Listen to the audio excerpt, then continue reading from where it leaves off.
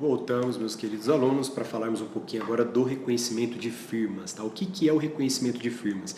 Nada mais é do que a posição da fé pública do tabelião, atestando, né, que aquele signatário, ou provavelmente, né, ou seja, com uma margem muito grande de certeza, porém não de 100%, em se tratando de um reconhecimento de firma por semelhança, tá? Lembrando que em São Paulo nós temos, né, previsão na tabela de emolumentos de documento com valor econômico e sem valor econômico, ou seja, uma distinção aqui de valores a respeito do conteúdo, né, em tratando-se de contrato será sempre com valor, ou por exemplo um reconhecimento de filho, ou até mesmo alguma outra procuração simples por mera representação em uma repartição pública será considerado um documento reconhecimento sem valor, tá? E nas firmas nos reconhecimentos de firma por autenticidade será sempre um valor único, né, que é correspondente a 2 vezes o valor de uma firma com valor, tá? Declarada a firma por semelhança com o valor declarado, tá? Com reflexo econômico. Então, cuidado, a autenticidade é só um tipo de firma, porém, o por semelhança tem 2 tipos de cobrança distintos. O que a gente tem que destacar de importante no reconhecimento de firma? Primeiro de tudo, exige-se a abertura de uma ficha padrão. Essa ficha padrão, tá, é uma ficha já fornecida para nós, né, pelo próprio Colégio Notarial do Brasil, né, lógico, das nossas dispensas, padronizadas no estado de São Paulo todo, né, com a inserção das iniciais do nosso cadastro na corregedoria, no início, e com uma vinculação que nós temos que informar, né, principalmente nas correições, nas atas, tem um número de controle específico, né, da utilização dessas firmas. Eventualmente, né, dilacerado ou extraviado esses cartões das fichas padrões, né, chamados também cartões de firma, tem que ser comunicados também imediatamente ao juiz corregedor permanente e à corregedoria. Esses cartões, né, eles serão identificados, né, deverá ter, né, a firma de um depositante, né, dessa pessoa, né, com endereço, profissão, nacionalidade, estado civil, filiação e data do nascimento. Especificamente tem que ser colocado isso na ficha padrão.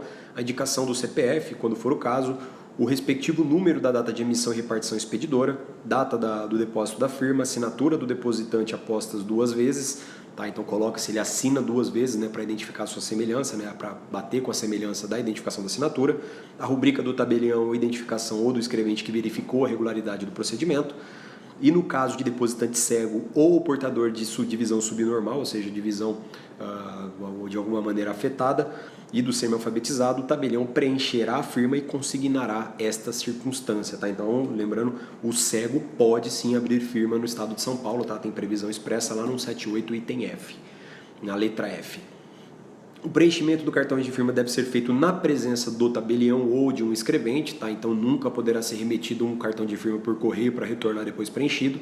Precisa da fé pública também, né, no preenchimento, acompanhado sempre de uma cópia do documento de identificação dessa pessoa que fez, né, que providenciou a abertura do seu cartão de firma, tá? Mesmo documento que ela utilizará para se identificar, tá? Que desses documentos poderão ser, né, tanto a CNH, né, independentemente agora do prazo de validade, não é mais necessário, né, a CNH válida para utilização e identificação nos atos notariais, tá? Isso já é uma questão já desde 2015, né, já veio do provimento 9 de 2015. Poderá também uma carteira de exercício profissional, né, nos termos das leis federais, passaporte, na hipótese de estrangeiro, com prazo do visto não expirado, tá? Então se tiver o visto expirado não serve como identificação. A CTPS, né, no modelo atual informatizado, a identificação dos magistrados, membros do Ministério Público, Defensoria Pública, tudo isso aí é admitido para abertura da ficha padrão. Então tira a cópia, né, desses documentos de identificação e arquiva junto com a firma, né, com o cartão de firma, em ordem, né, tanto cronológica e também com a remissão de índices. O tabelião, né, ele é autorizado aqui, né, nas dispensas do interessado, ele pode extrair essa cópia. A recusa da abertura do cartão de firma quando tiver o que? Uma apresentação de documento replastificado, tá? Não pode, ou até mesmo plastificação de documentos oficiais, como a CNH, que depois de plastificada ela perde, né, sua validade, então não serve para identificação. Foto muito antiga ou outros, né, que o tabelião ele venha a reputar insuficiente a identificação, então ele pode se recusar a abrir o cartão de firma. Não serão aceitas documentos de identidade sem a previsão, né, validade expressa prevista em lei. Os maiores de 16 anos poderão abrir, tá? Os de 16, né, os menores púberes podem abrir cartão de firma, porém tem que ser consignado na ficha padrão essa circunstância. O estrangeiro não residente tem que estar com o passaporte, né, desde que o visto esteja válido. É proibido e constitui falta grave o preenchimento, né, ou seja, a remessa para fora da serventia, a não ser que seja, né, integrante do ato. Lembrando que para assinatura de uma escritura pública ou de uma procuração tem que ser feita previamente a abertura da ficha padrão. Então, nesse caso, pode sim, né, se a assinatura está sendo colhida fora da serventia, dentro da circunscrição territorial, pode ser aberta sim a ficha padrão. juntamente fora da serventia, somente nessa hipótese. O reconhecimento com a menção da firma ser autêntica ou de semelhança, né, contendo o nome do signatário. Lembrando, né, que a autêntica é aquela feita na presença, ou seja, assinado na presença do tabelião, ou a por semelhança, que é a mera confrontação, onde qualquer interessado pode trazer. Porém, se o tabelião suspeitar, né, dessa semelhança ou suspeitar do documento, ele pode sim exigir a presença dessa pessoa que assinou por semelhança, para que ela, né, verifique e diga, né, realmente se aquele documento foi assinado por ela. Então tem essa hipótese, né, que o tabelião ele pode sim se valer disso. O reconhecimento por abono ele é vedado, exceto em um único caso, né, no caso de preso, né, onde o diretor do presídio ele vai abonar, ou seja, nada mais é do que um reconhecimento da firma do próprio presidiário, e depois, fora da serventia, o tabelião ele pode sim fazer o reconhecimento de firma do próprio diretor do presídio. Será mantido um livro, né, para os reconhecimentos autênticos, né, ou seja, os reconhecimentos de firma por autenticidade, e é chamado livro de comparecimento, né, de reconhecimento autêntico. Nele tem que conter, né, os dados de quem compareceu, a data, o tipo de documento que foi levado, alguns caracteres, né, referentes que possam individualizar o documento, e caso seja feita, né, o requerimento de reconhecimento de firma autêntica de vários documentos de uma vez só, ele pode assinar uma única vez, onde valerá, né, no livro de comparecimento, que é um livro que já tem os campinhos padrões, né, para reconhecimento de firma.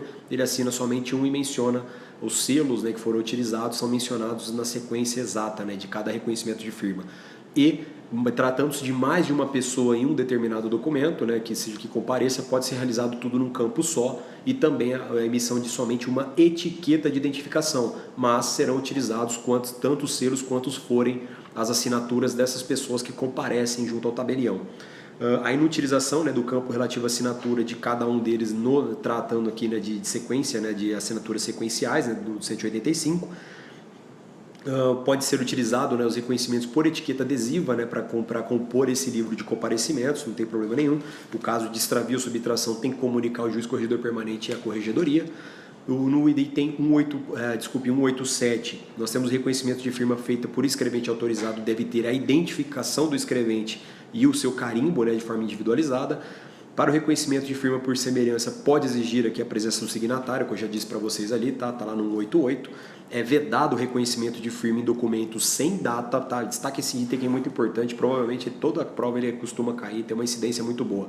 Não pode ser feito o reconhecimento de firma em documentos sem data, incompletos, ou que no contexto tenham espaços em branco, tá? Então muito cuidado com esse item. E ele vem lá no 189.1 dizendo, né, que se o instrumento contiver todos os elementos do ato, pode o tabelião escrevente reconhecer a firma de apenas uma das partes.